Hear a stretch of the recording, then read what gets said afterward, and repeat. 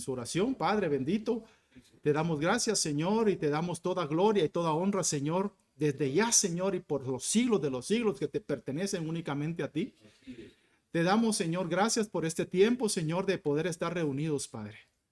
Gracias, Señor, por la bendición y el privilegio que nos das de poder escuchar tu palabra, pero también, Señor, por el privilegio que nos das de poder hablarla, Señor, de poder predicar tu palabra, Señor. Padre bendito, en tu misericordia, Señor, mira la condición en que estamos, Señor. Necesitamos nosotros de tu palabra. Necesitamos del agua, Señor. Necesitamos de ese alimento, Señor, de ese maná, Señor, que es tu palabra, Señor. Necesitamos, Señor, mira nuestra condición. Nosotros hoy, esta mañana, esta tarde, te decimos, Señor, necesitamos, Señor, de ti. A través, Señor, de tu palabra que tú nos muestres hoy, Señor. Bendice, Señor, a cada uno de mis hermanos que están allá, Señor, del otro lado de la pantalla, escuchando este tiempo, Señor, la predicación que hoy se va a dar. Y bendícenos a nosotros que estamos acá también, Señor, que habemos obreros aquí en tu casa, Señor. Bendícenos también, Señor. Que pueda, Señor, esta palabra ser ese alimento que venga a reforzarnos, Señor, que venga, Señor, a fortalecernos, Padre, en ti, Señor. En el nombre santo de Jesucristo. Amén y amén. Gloria a Dios. Entonces, esta tarde, perdón, ya mañana tarde, ya estamos 12:15, 12, un poquito más. Quiero que por favor usted abra su Biblia y vamos a platicar sobre el libro de Nahum. Es un profeta menor. Yo le voy a dar un tiempito porque cuesta un poco encontrarlo.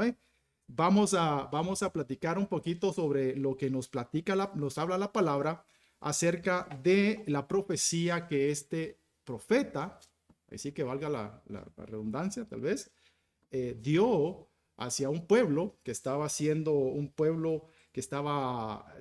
instrumento de parte de Dios para que su pueblo, su verdadero pueblo, que es el pueblo de Israel, regresara a sus caminos. Entonces, por favor, vamos a hablar sobre el libro de Nahum. Es un profeta menor. Está despuesito de Miqueas, que también es otro profeta menor. Usted va a decir, bueno, lo mismo me deja, hermano, porque Miqueas también está difícil de encontrar. Está antes de Habacuc, cabal a la par de Habacuc, previo a Habacuc está, que son los profetas menores que nos habla la palabra. Usted sabe que la palabra de Dios está compuesta de varios libros, de 66 libros. Nuestra Biblia está compuesta por 66 libros y uno de los libros estos es de los profetas menores. También hay profetas mayores, como lo hemos conocido. También hay libros poéticos, hay libros históricos, pero bueno, si ya lo tiene, me dice amén. Aquí lo voy a ver usted en la pantalla, me dice amén. Ya tenemos el libro de Nahum. Gloria a Dios. Vamos a buscar el versículo 3 y el capítulo 3 y el versículo 14. Y vamos a leer lo que dice la Biblia acá. Amén. Muy bien. Nahum, capítulo 3, versículo 14. Dice la Biblia. Yo voy a leer la Nueva Traducción Viviente, que habla de la siguiente manera. Prepárate para el sitio. Almacena agua. Refuerza las defensas.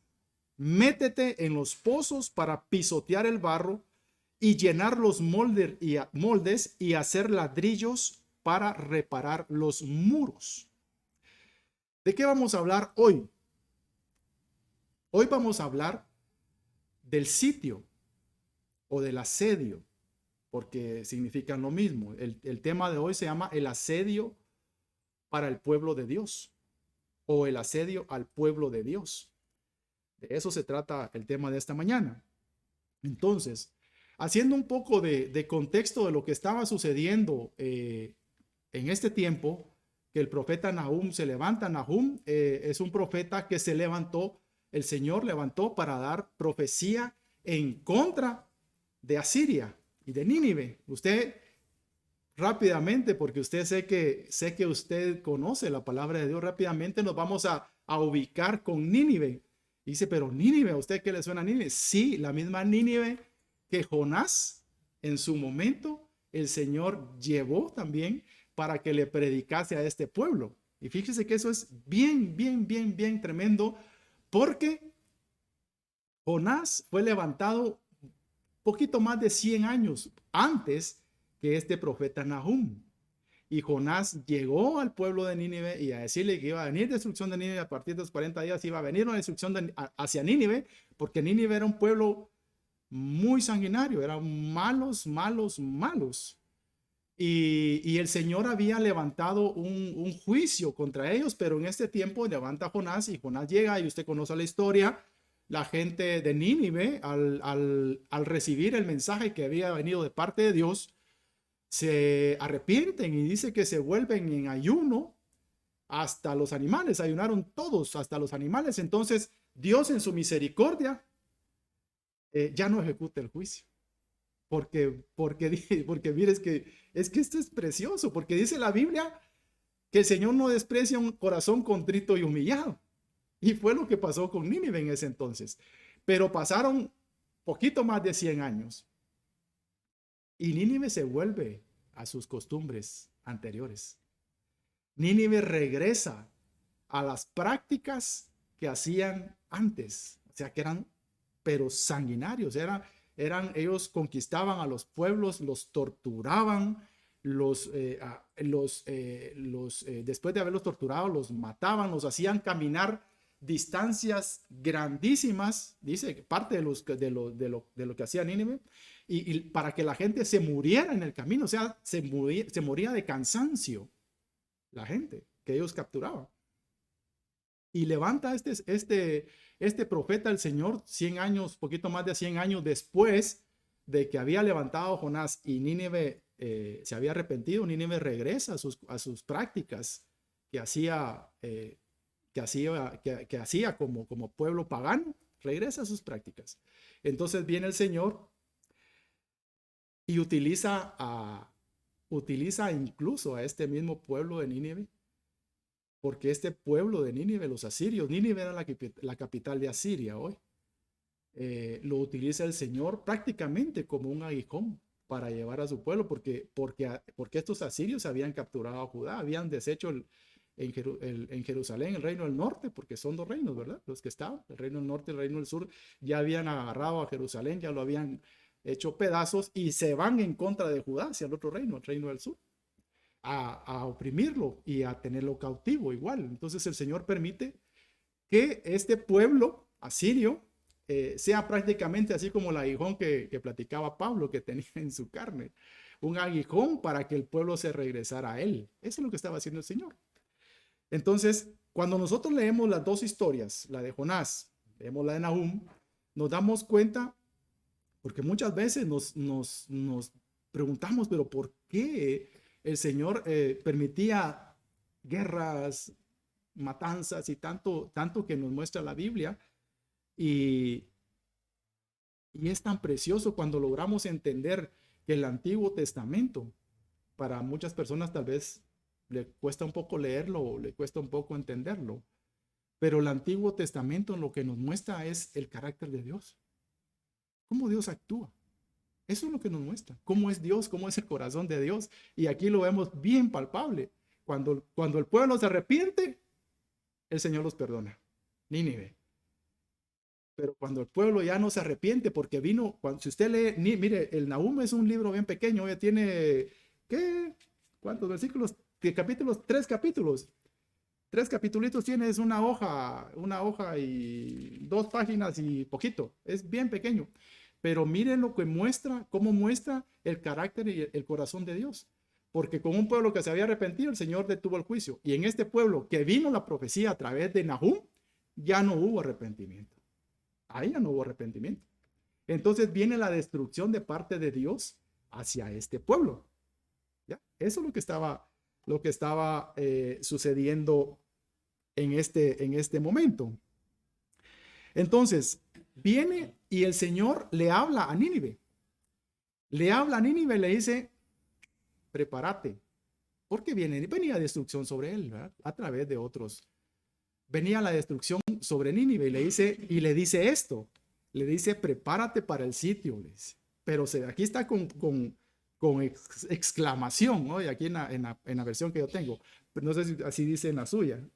Sí, en las 60 no está así. Aquí está con signos de exclamación. Prepárate para el sitio. Pero esa era algo urgente. Almacena agua. 2. Refuerza las defensas. 3.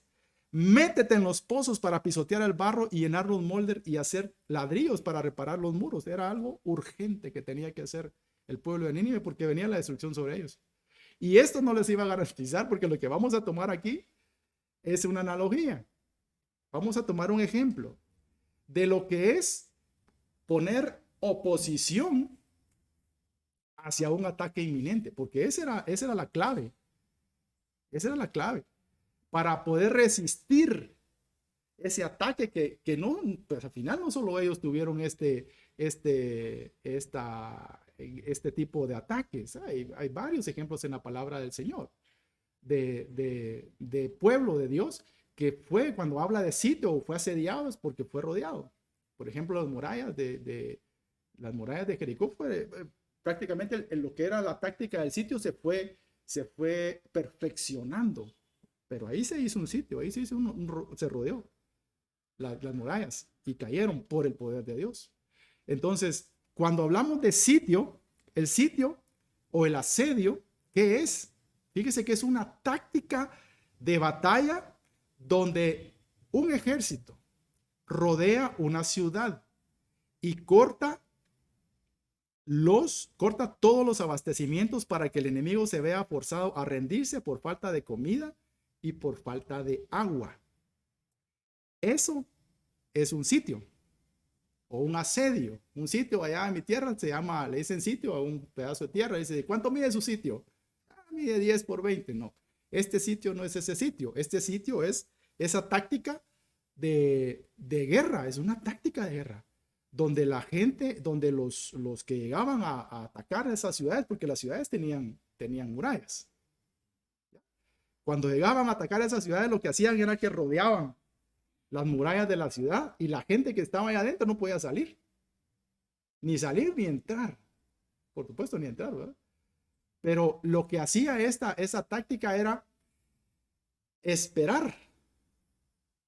Una de las tácticas, esto es terrible, esto lo perfeccionaron los romanos hoy.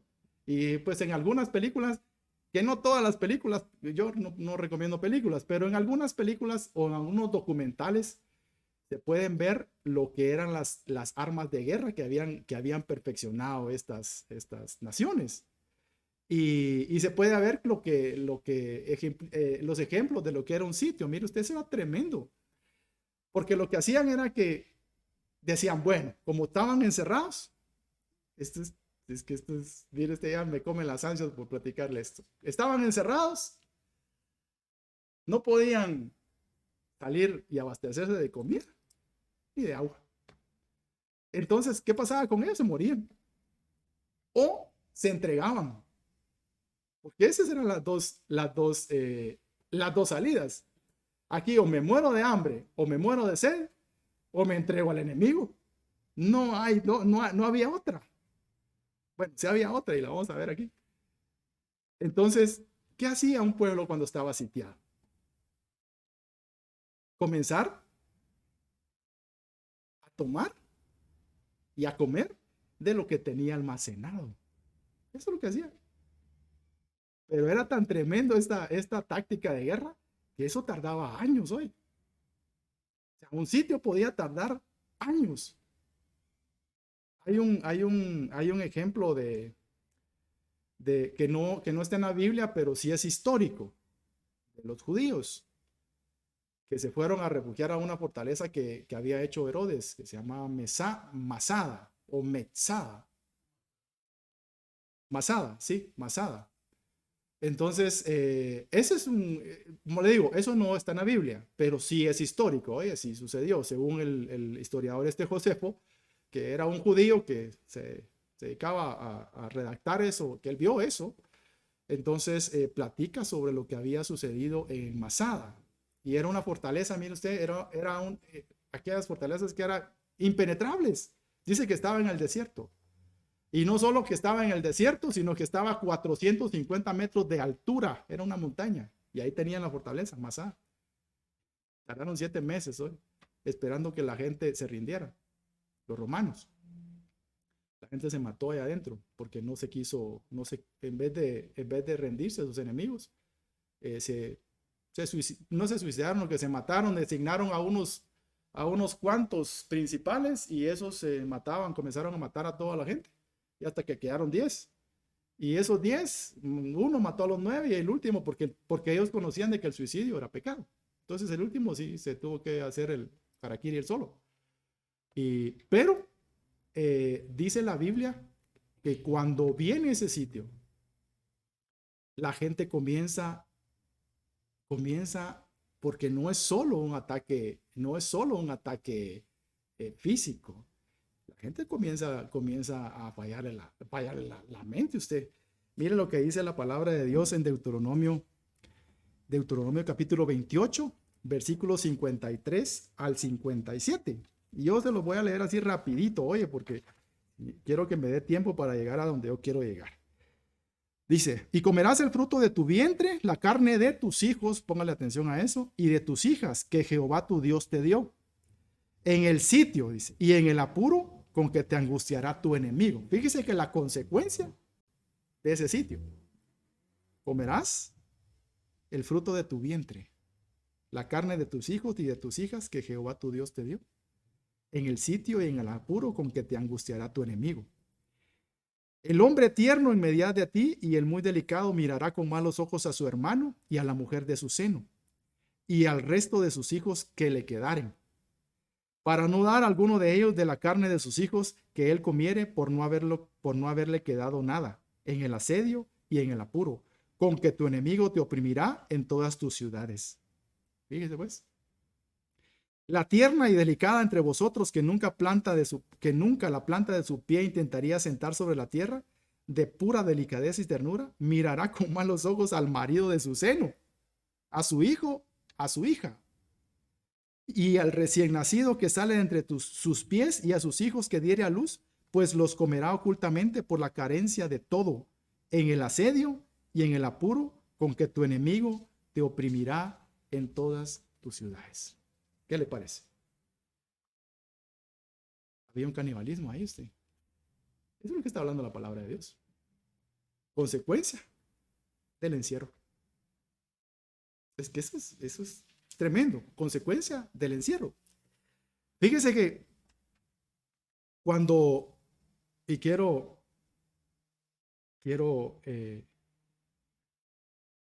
poner este ejemplo. Nosotros, en este tiempo que estamos viviendo, tal vez no nos dimos cuenta, tal vez comenzamos a ver muy científicamente la situación que nos está sucediendo o que nos comenzó a suceder en el 2020. Yo no quiero ser fatalista, pero quiero que realmente veamos las consecuencias espirituales que vino sobre todo el mundo, primeramente, porque todo el mundo se encontró en un sitio. O sea, le pusieron un sitio a todo el planeta. Cuando nos encerraron, cuando nos obligaron a estar encerrados. Pero como lo que cuenta ahorita es el pueblo de Dios que está en el mundo, no pertenece al mundo, pero está en el mundo. Entonces no nos dimos cuenta, por supuesto, está lo científico, está lo médico, está lo físico que sucedió. O sea, literalmente el pueblo de Dios fue encerrado. Literal. Porque no nos dejaron salir. Y hasta la fecha hay congregaciones donde no nos podemos congregar todavía. Hay otras que ya lo están haciendo, por supuesto. ¿Cuánto tiempo pasó para que las congregaciones comenzaran a comenzaran a abrir y comenzaran a llamar a sus miembros para, para que se comenzaran a congregar. Pasaron meses, ¿no?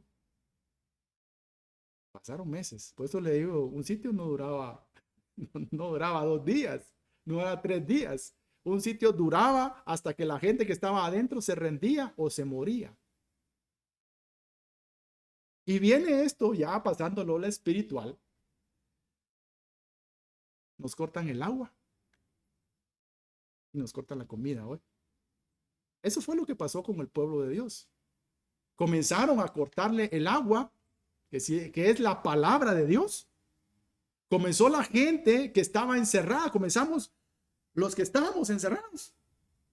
Ya no se pueden congregar. Ya no pueden ir. Ya no pueden ir a oír. Y nos quitaron la comida. Fíjese que un hombre dice, según los médicos, una persona puede resistir o vivir o mantenerse vivo durante más o menos 5 días sin agua. Y ahí se muere por deshidratación, por inanición. Sin comida puede pasar hasta 40 días, pero sin agua, solo 5. O sea que haga de cuenta, por muy fuerte que sea la persona, o porque parezca, a veces uno parece camello que tanta agua que toma, que tiene mucha agua en su cuerpo, aguanta, póngale una semana. Después de una semana se muere. Si no tiene agua. Ahora miremoslo en lo espiritual. Fíjese que las consecuencias que leímos en Deuteronomio capítulo 28, 53 y 57, consecuencias de un asedio, era que nos íbamos a empezar a comer todos allá adentro usted. Pues así dice. Y así dice la Biblia. Padres contra hijos y hermanos y los que estemos adentro de la casa. Comenzamos a comernos, hermano. Porque viene una cuestión psicológica en este caso. Yo le decía a mi esposa, mira, pero es que esto no es normal. Este es no solo esta gente que estaba sitiada literalmente, no solo tenía angustia porque sabía que iba a morir o morir. Esas eran las dos opciones, o moría o moría. O me matan o me muero. Entonces comenzaba una cuestión, porque esto es antibíblico, eso, Dios no permite eso, Dios no autoriza eso. Eso venía como una consecuencia del asedio, de la opresión que tenía el enemigo sobre ellos. Venía una disfunción, digamos, mental. Y comenzaban a hacer esto. Si dice que se comían a sus hijos, dice que se comían unos contra otros. ¿Qué sucedió en este asedio? Literalmente, físicamente. ¿Acaso acaso no aumentó la violencia intrafamiliar? Por supuesto. Miren las estadísticas. Aumentó la violencia intrafamiliar. Comenzamos a comernos unos a otros porque no estábamos acostumbrados a estar encerrados. Viene una cuestión a nuestra mente, en nuestro caso es espiritual. Y comenzamos nosotros a comportarnos de una manera irracional dentro de esas 4 paredes que estamos encerrados, dentro de ese espacio donde estamos padres, hijos, esposos. Y comenzamos a devorarnos unos con otros hoy.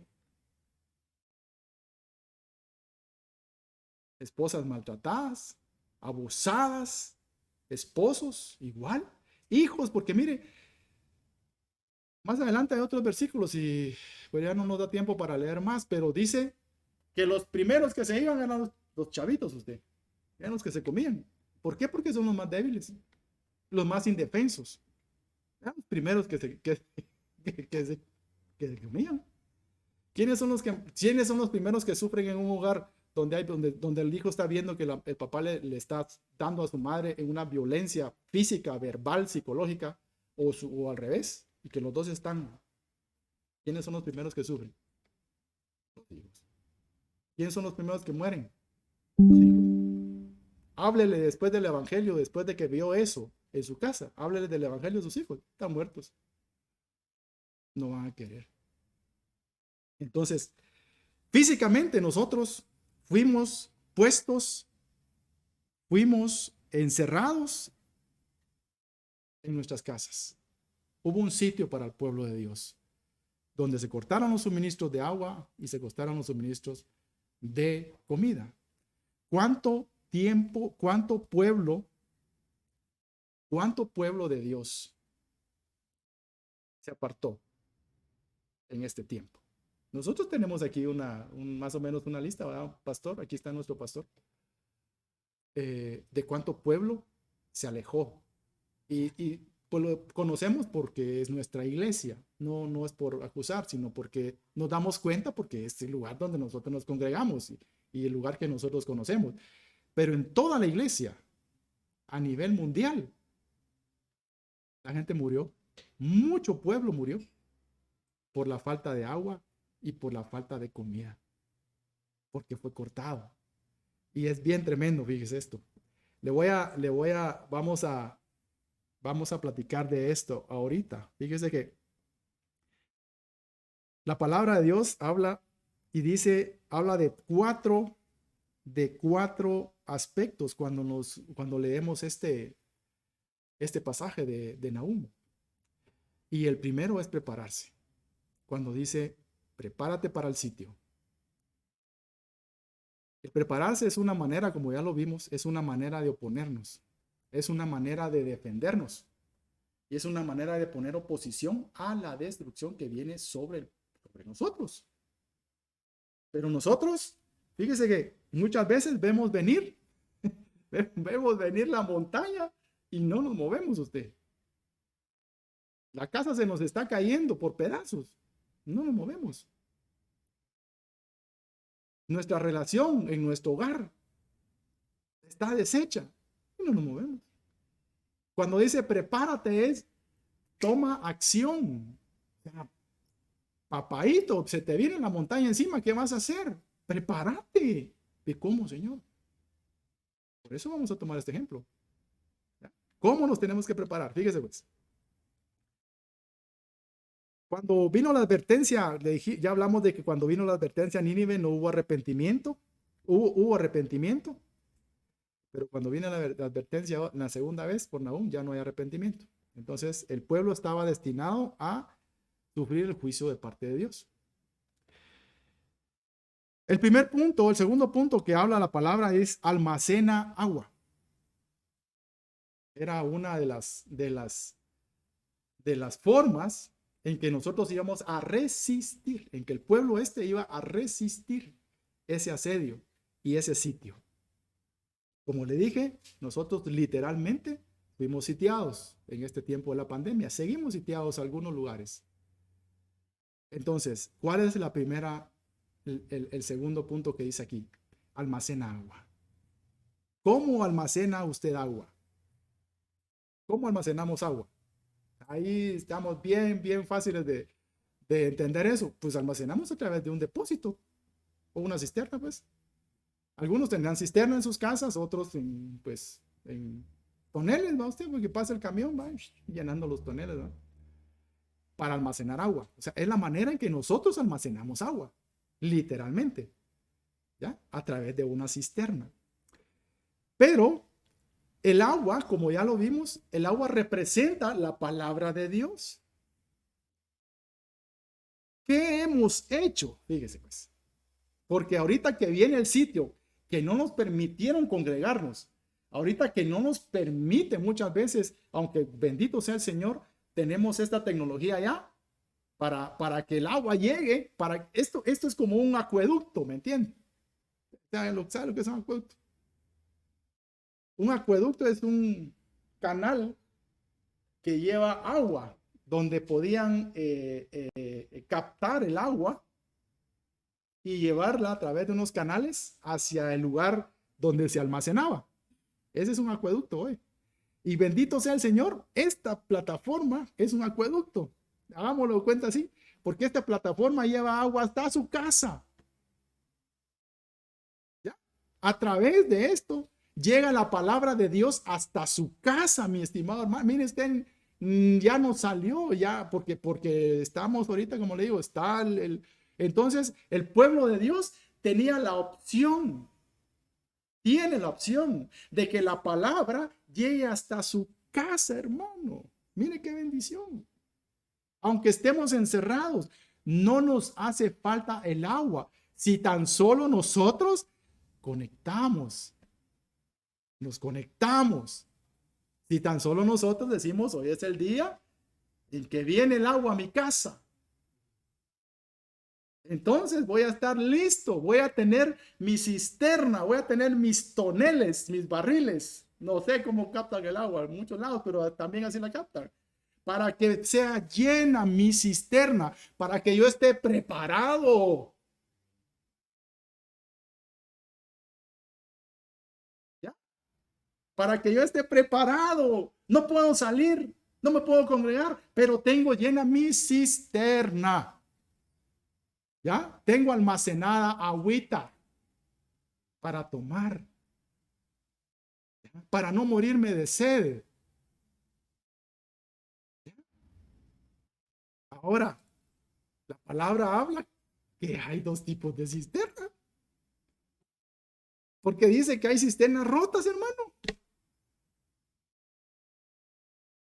Eso es tremendo, hombre. Jeremías capítulo 2, versículo 13. Dice la Biblia, porque dos males ha hecho mi pueblo. Fíjese pues, dos males. El primer mal es que lo dejaron a él, al Señor. Jeremías capítulo 2, versículo 13.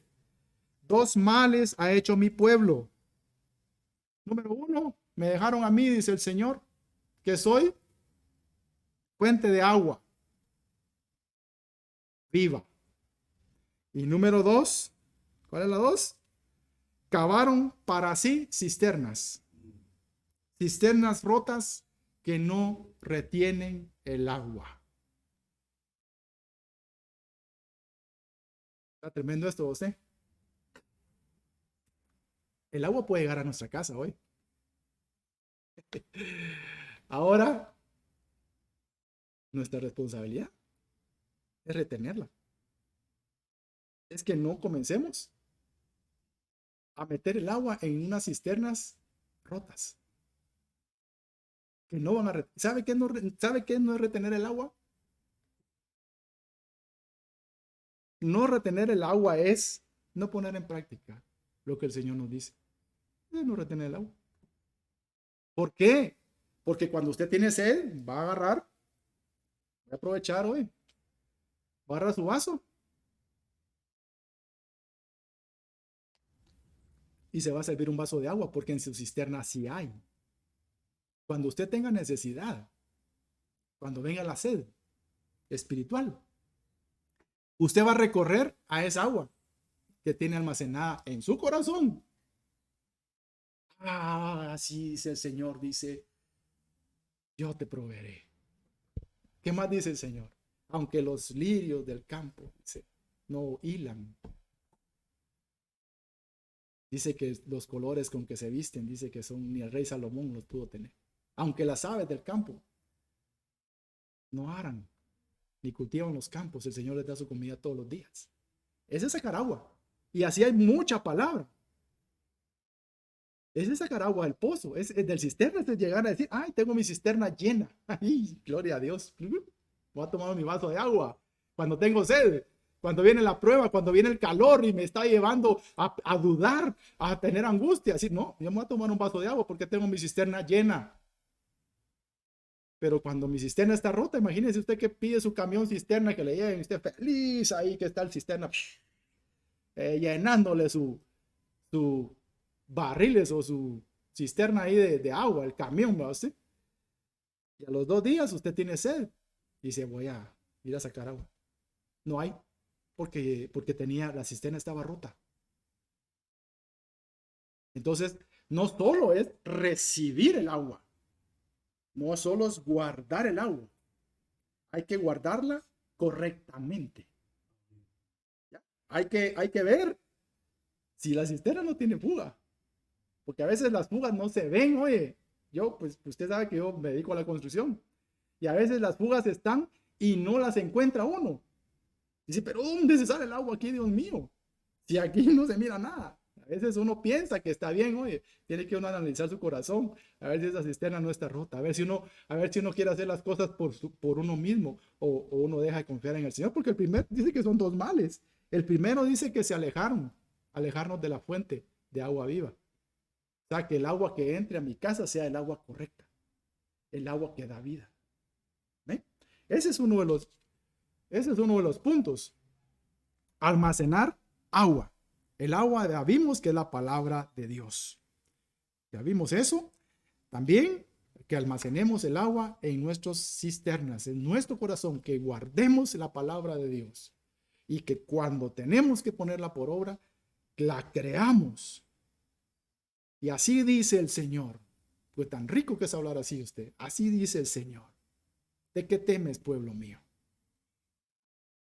Así dice el Señor, que Él es mi roca. Él es mi castillo, mi torre fuerte. Qué rico decir eso, creyéndolo, hermano. Sacar agua de esa cisterna. Amén. Tercer punto, reforzar las fortalezas. Refuerza tus fortalezas. Fíjese que las fortalezas, como ya le dije, las fortalezas eran muros, eran murallas que se construían alrededor de las ciudades y eran para protección, principalmente. Eran para protegerse de sus enemigos. Para eso se construían las fortalezas. Era algo para que la gente que estuviera adentro estuviera segura.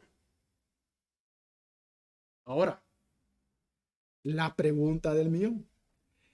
¿Qué nos hace sentir a nosotros seguros? Porque eso es lo que tenemos que reforzar. Eso es lo que nos manda a reforzar. Refuerza tus fortalezas. Refuerza aquello que te hace sentir seguro. Aquello que te da seguridad. Eso es la fortaleza en lo espiritual. Ahora, Isaías capítulo 10 y versículo 13. Quiero que por favor vayamos a esa escritura. Fíjese lo que hacía segura a esta nación. Isaías capítulo 10, versículos 12 y 13. Oye. No, perdón, yo estoy mal. Es Isaías capítulo 10, versículo 13. Me estoy confundiendo. Pero acontecerá que después que el Señor haya acabado toda su obra en el monte de Sión y en Jerusalén, castigará el fruto de la soberbia del corazón del rey de Asiria y la gloria de la altivez de sus ojos.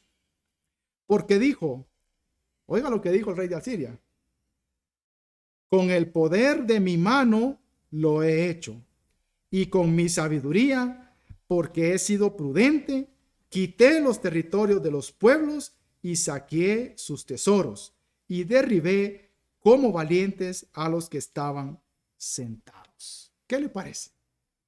¿Cuál era la seguridad del rey de Asiria? ¿Cuál era su fortaleza? Con el poder de mi mano lo he hecho, dice. Fue lo primero que dijo. Tres cosas, dijo. Con el poder de mi mano, con mi sabiduría y porque he sido prudente. Algunas veces nosotros como que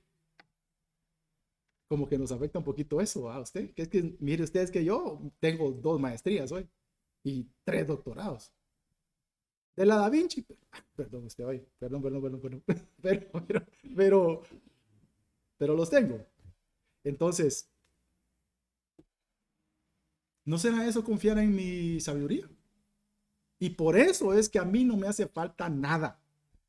Porque yo tengo la capacidad, porque estudié, porque me preparé. ¿No será eso a veces una fortaleza que nosotros tenemos? ¿No será que esto nos hace sentir seguros? De que es por mis propias pistolas en que yo tengo lo que tengo. Porque eso dijo el rey. Porque yo fui prudente. Porque yo, con el poder de mi mano, con mi sabiduría, es porque yo conquisté esos reinos. ¿No será que a veces nosotros tenemos ese mismo dilema? que confiamos en lo que nosotros conocemos, confiamos en lo que nosotros tenemos en nuestra cabecita, confiamos en que, miren, somos muy diligentes.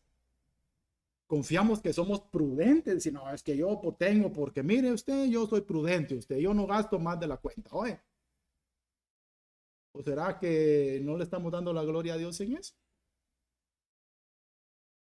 Eso dijo el rey de Siria. Entonces, eso puede ser una fortaleza equivocada. Porque eso es lo que a mí me da, por eso dijimos fortaleza, es lo que me da seguridad, lo que me hace estar seguro a mí.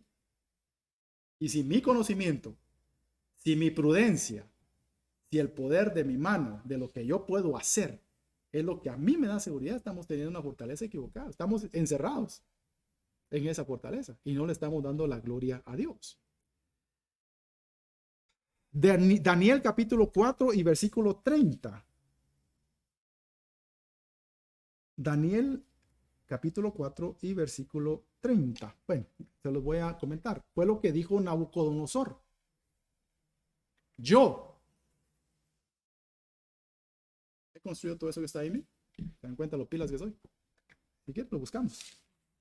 Daniel capítulo 4 y versículo 30. Aquí está Daniel. Estaba cerquita ahí donde estábamos hoy. Cerquita de donde estábamos. Daniel 4:30. Habló el rey y dijo, dice, oiga lo que dijo Nabucodonosor.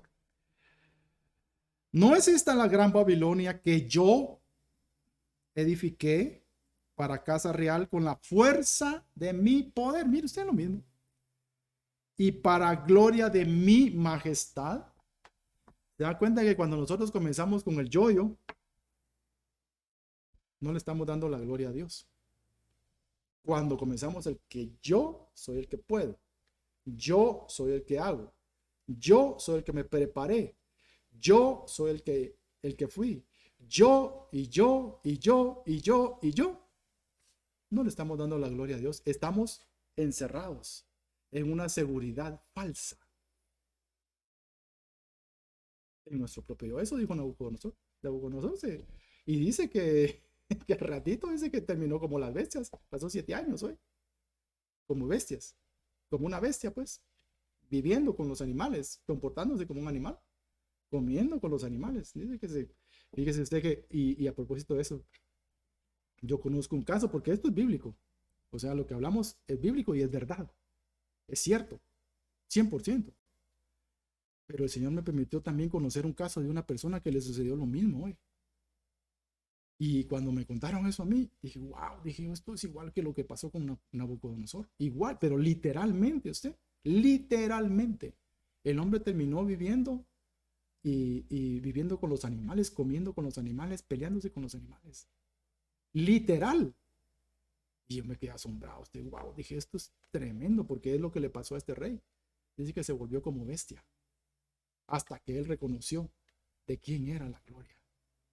Hasta que él reconoció quién era el que le había dado a él para poder edificar y para poder hacer. Hasta que él dijo, Jehová, el Señor, Dios de los ejércitos, el verdadero Dios. Hasta en ese momento recuperó él su conciencia. Entonces, también tenemos al rico insensato. En el Lucas capítulo 12, versículos 16 y 20, habla del rico insensato, ¿se recuerda? Y se lo voy a parafrasear rapidito. De aquel que dijo que ya tenía sus graneros listos, llenos. Ya, leámoslo. Lucas capítulo 12, versículo 16 y 20, dice, también, dice el Señor, también le refirió una parábola, diciendo, la heredad de un hombre rico había producido mucho, y él pensaba dentro de sí, diciendo, ¿qué haré? Porque no tengo dónde guardar mis frutos. Y dijo, esto haré, derribaré mis graneros y los edificaré mayores, y ahí guardaré todos mis frutos y mis bienes, y diré a mi alma, muchos bienes tienes guardados para muchos años. Repósate, come, bebe, regocíjate. Pero Dios le dijo, necio, esta noche vienen por tu alma. El yo-yo otra vez actuar. La confianza en las riquezas. Confianza en las riquezas, una falsa seguridad.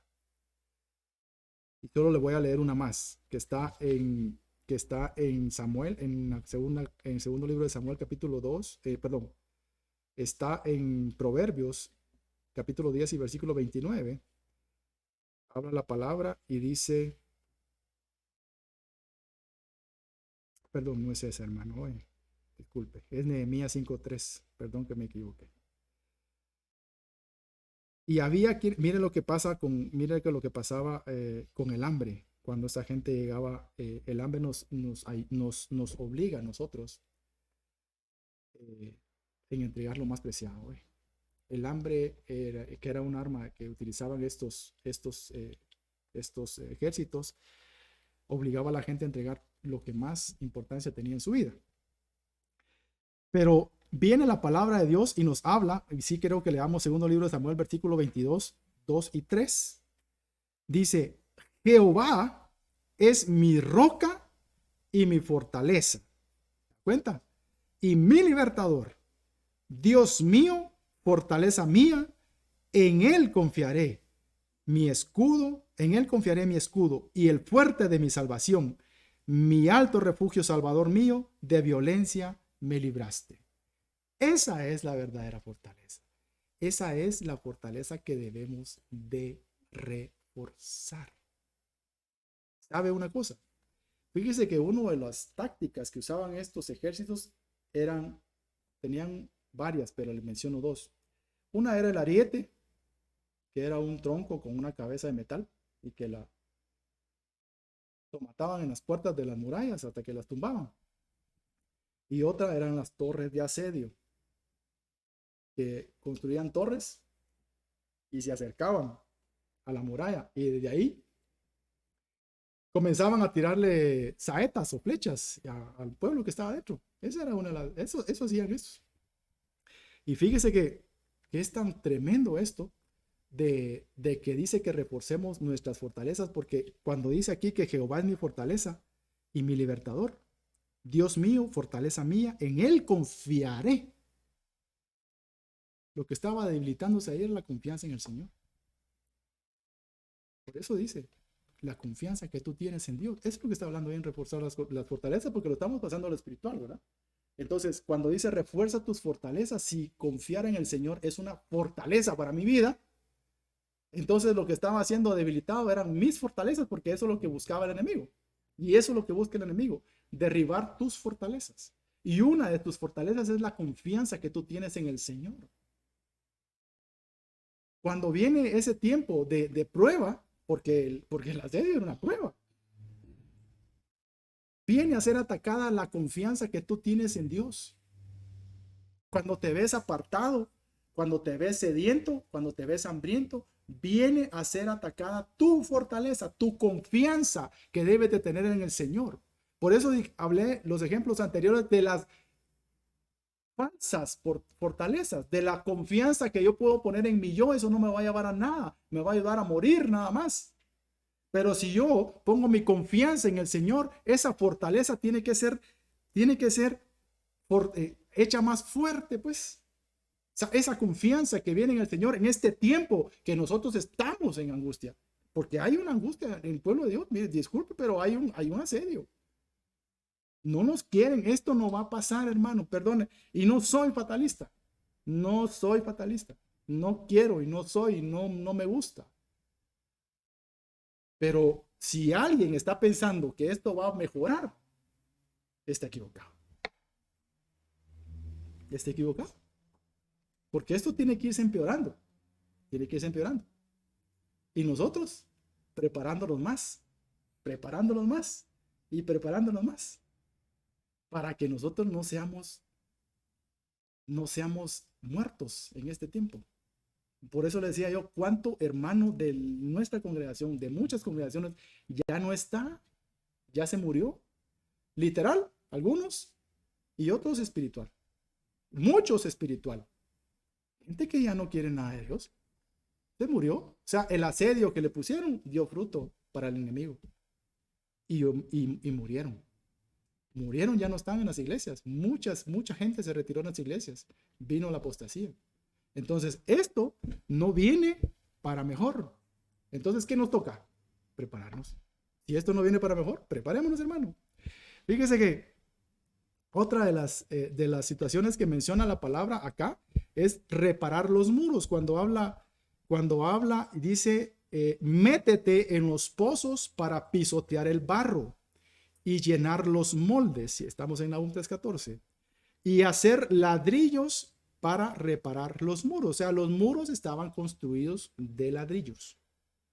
¿Ya? Entonces, cuando viene esta orden, es que comencemos a hacer lo que tenemos que hacer para comenzar a reparar esos lugares que están expuestos, que están propensos para que el enemigo entre.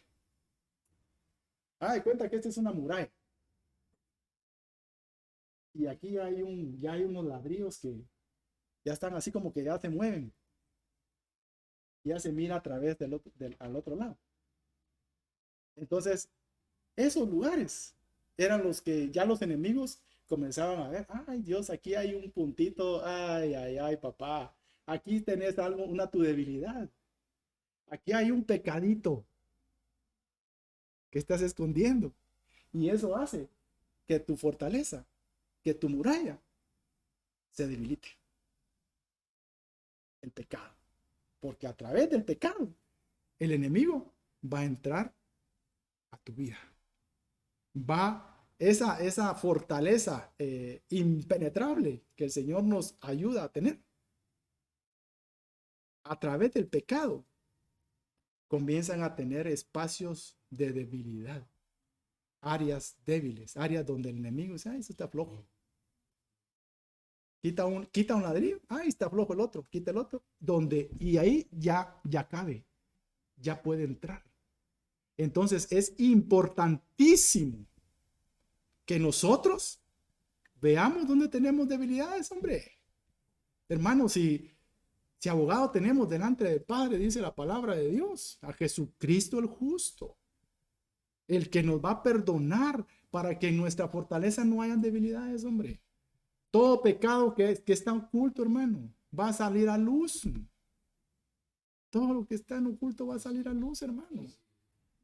Nosotros, mire pues, a mí me gusta mucho, hay muchos versículos, pues la palabra es preciosa, pero hay versículos que me impactan mucho cuando dice que nosotros nos presentamos desnudos delante del Señor. Usted no se ha puesto a imaginar literal eso. Que nosotros nos presentamos sin ropa, sin vestido. ¿Y qué se puede ocultar de esa manera? Nada. Y el Señor nos ve así. Entonces, ¿de qué nos sirve a nosotros hacernos los quites? De llegar con el Señor y decir, Señor, y sí, Señor, y te alabo, Padre, y el Señor está viendo que tenemos nosotros un pecado que no hemos querido confesar. El Señor lo ve todo.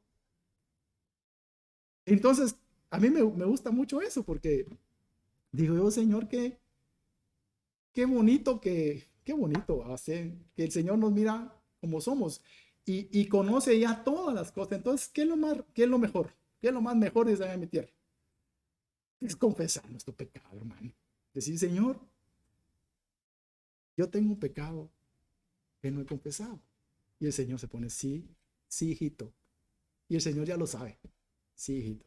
Padre, yo he hecho esto, esto y esto en oculto, donde nadie me mira. Digo yo que nadie me mira, pero sé que tú sí me miras. En eso oculto he practicado esto, esto y esto y esto. Y esta mañana, esta tarde, yo quiero traerlo delante de tu trono porque sé que tú los conoces todo.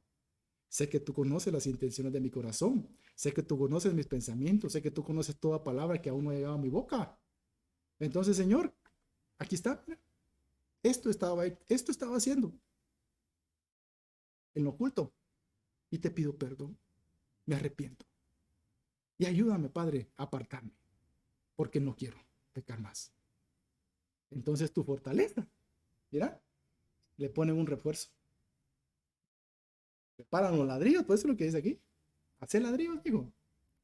Hacer ladrillos para que te sirvan para sustituir los que ya están ahí o los que hacen falta. Ponerlos, echarles un repello. Bueno, en ese entonces no había cemento, pues, pero digámoslo ahora. Cemento, bien repellado. Y queda eso otra vez seguro. Por eso es que hay muchos cristianos que no saben, hermano, que no, mire de veras, palabra tras palabra, tras palabra, tras palabra, y no hay un cambio en nuestra vida. ¿Por qué? Porque nosotros primeramente no retenemos, no estamos reteniendo lo que estamos recibiendo, lo estamos desechando, no lo retenemos. Segundo, porque tenemos nuestras fortalezas. Hay un hoyo donde el enemigo entra, como Juan por su casa, dice un dicho, o como Pedro por su casa, creo que es Juan o Pedro. Juan, bueno, cualquiera de los dos. La cosa es que entra como un lugar donde él ya sabe dónde entrar, donde él ya encontró dónde es que entra. Él no tiene necesidad de entrar a la puerta porque tiene un lugar donde entrar oculto. Y comienza a hacer lo que él quiere dentro de la casa, dentro de tu corazón y dentro de tu casa también. Entonces, como le decía, ya vamos a terminar hoy. ¿Cómo atacaban estos? ¿Cómo atacaban estos? Atacaban con arietes en las puertas, destruyendo las puertas. Las puertas, óigame que espiritualmente es muy importante. Proverbios 8:34. Fíjese pues. Proverbios 8:34. Y esto es bien precioso usted. Bienaventurado el hombre que me escucha, dice el Señor, velando mis puertas cada día, aguardando a los postes de mis puertas. O sea que en las puertas usted va a escuchar la voz de Dios hoy. Es lo que está hablando aquí. Entonces, cuando el enemigo viene a destruir las puertas, es porque viene a destruir que usted no pueda escuchar la voz de Dios. Eso es lo que es en espiritual. Que usted no tenga acceso a escuchar la voz de Dios. Ay, qué aburrido. Conectarse otra vez. Pastor, estoy enfermo, fíjese, estoy bien malo. No me voy a poder conectar. Pero me voy a conectar sin cámara, güey. Va. Y a veces no están detrás de la cámara. Hay muchos hermanos que sí, que a veces no pueden con la cámara y están ahí, pero hay muchos otros que no. No sabemos. ¿Ya? Entonces eso es que el enemigo vino, ya le tumbó la puerta. Ya no puedes escuchar la voz de Dios. Ya no quieres escuchar la voz de Dios, porque así dice acá. Bienaventurado el hombre que me escucha, velando a mis puertas cada día. Otra cosa que se hacía en las puertas era dar honra. ¿Se recuerda a la mujer virtuosa? Proverbios capítulo 31. ¿Qué es lo que habla? Dice que es alabada en las puertas. ¿Ya? Y la mujer virtuosa también alaba a su esposo en las puertas con los ancianos, dice. Así que las puertas son importantes, hermano. Por eso cuando habla Nehemías, ¿se recuerda a Nehemías, ¿verdad? Que era copero del rey? Que el Señor lo mandó a reparar las murallas, porque habían sido sitiadas, las murallas de Jerusalén. Él lo manda a reparar las puertas, 12 puertas. Sería interesante estudiar eso, las 12 puertas de la muralla. Entonces, eso se hace en las puertas. Lanzaban flechas hacia adentro, dicen las torres de asedio. Comenzaban a lanzar flechas.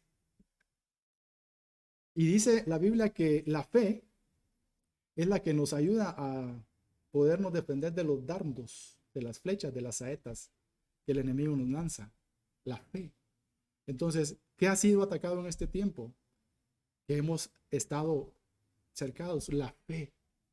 La fe es la que ha sido atacada, hermano. Por eso muchos se han retirado. Porque ya no tienen fe. Porque perdieron la fe. Porque la fe ya no les ayudó a hacer ese escudo para poder detener esas saetas que el enemigo lanza. Entonces, eso somos llamados nosotros a poder también reparar. Y el hambre. Como le dije antes, la sed y el hambre. A través del hambre y la sed doblegaban estos ejércitos a los que estaban dentro de estas fortalezas.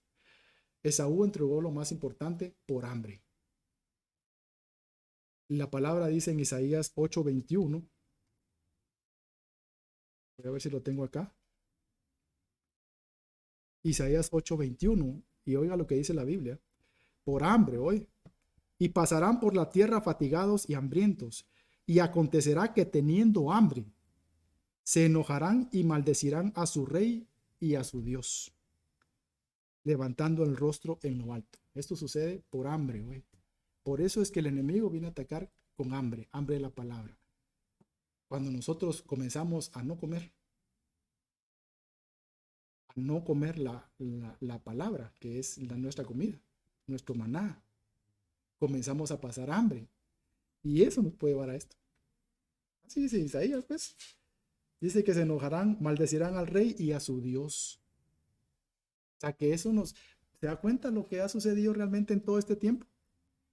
Se da cuenta de que, por supuesto, esto fue algo que está físicamente, que se originó o que lo crearon.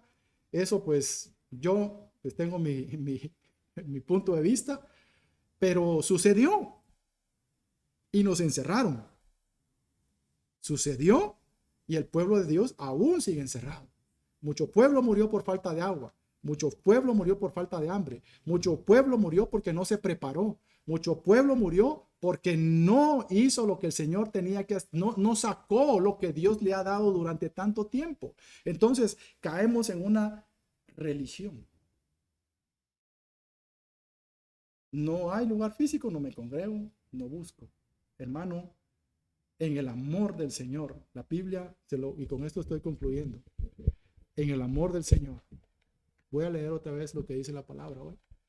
Prepárate para el sitio. Almacena agua. Refuerza las defensas o tus fortalezas. Métete en los pozos para pisotear el barro y llenar los moldes y hacer ladrillos para reparar tus muros. Ya no es tiempo de estar durmiendo.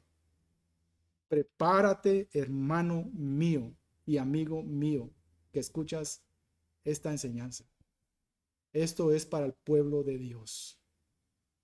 El tiempo es difícil, el tiempo está complicado y no viene para mejor.